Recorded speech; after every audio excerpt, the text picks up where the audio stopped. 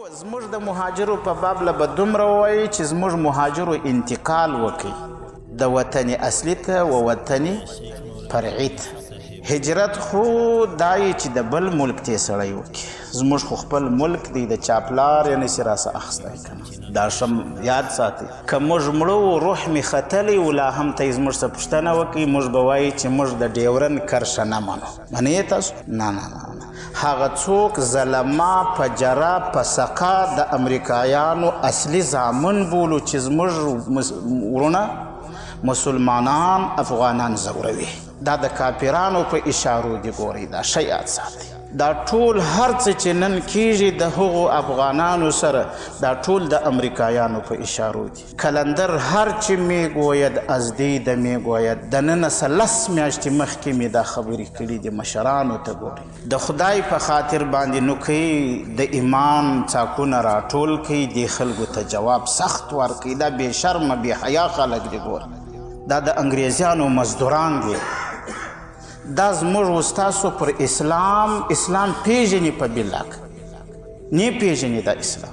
خو دا داسې د زموږ خاوره یې قبضه کړې ده، کلونه تیر سوه، په سلونو کلونه پرس سوه، بیا یې هم نه راکوي. دردونه بې شرمي بې حیایي پر دې سربیره بیا هلته افغانان زوروي هم، بیا کورونه ورته نړوي، بیا ماشومان تر لاسو نیسي، بیا ښځې وهي ټکوي.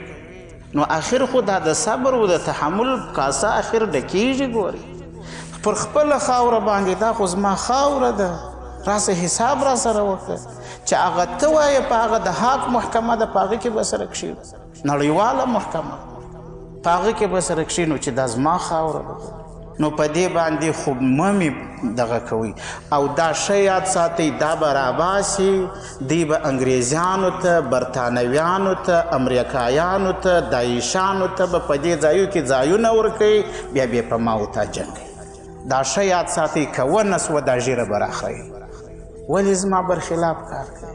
عجبه ده زه غږ نه کوم، ته راولاړ سوی پوستې دې ورکړي دي. هغه دلته هغه خبیثان منافقان چې د امریکانو په بغل کې ولاړ و، هغه قمندانان چیرې دي؟ اوس هلته تا خزې ورکړي دي، هلته دې پوستې ورکړي دي، هلته ځای دې ورکړی دی، روزې ټیلینګ ورکوي. او دلته بیا یې وایې چې دا ستاسو موږ د چا پر خلاف قدم ایښی دی؟ موږ د افغانستان څه سیوا یو ذره چاته تاوان در اوسه نه دی رسولی. هو خو دا قانون دی، لڅ د اوبو څه نه بیریږي. موږ لڅ یو، نو بیا که مې در فکر سو د لرې سوه اسلامي امارت ته دي خلک نه غافي. که مې در علاقه دا طالبان چې اوس مې را مصروفه کړي دي، را بند کړي مې دي، که مې در علاقه بیا به داسې ارمان کوي لکه شورویانو چې کوي، بیا به داسې ارمان کوي لکه امریکایانو چې کوي، بیا به داسې ارمان کوي لکه ناټو چې کوي. که نو اوس خو موږ را ګرځولي دي درسه.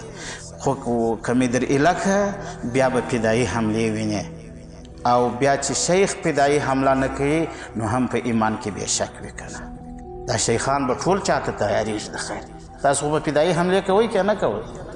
دا کوو بیا که نه ټول فدایي حملې ته تیار وي. اولنۍ فدایي حمله به زه کوم. د خیر دا یاد ساتئ. که نه دا څه مسله ده؟ موږ پر ایمان ټینګ ولاړ یو. که نه تاسو خو زموږ شعار لکه چې نه دی اورېدلی، پر سپین بولدک در واوښتمه تا ولیدم که یا پر ایمان ټینګ ودرېدم. نو در سپین بولدک در واوښتمه نو یا یې د دې خوا راوښتل یا یې د ها خوا راوښتل. که نه دا خو زموږ شعار دی. که نه پر سپین بولدک در واوښتمه تا ولیدم که یا وخت د مازدیګر و، د ټاپ در سر چې تېرېدم تا ولیدم که یا وخت د مازدیګر و. ماش بیا لږ بدل کو دا شعر. که نه دا زموږ ایمان دی. که نه انشاءالله العزیز ګټو به خالق لا یزال رب جل جلاله ته مې عاجزانه خواستی چې اله العالمین پر دې مې لا ژر تر ژره کامیابه کړه. پانیپت ته مې ورسوه، بس بالا به کار سمیږي انشاءالله. او دا د جهاد څخه مه بیریږئ، هجرت څخه مه بیریږئ. جهاد او هجرت دا زموږ په مزغو په اډو باندې اخښسله سوي صفتونه دي.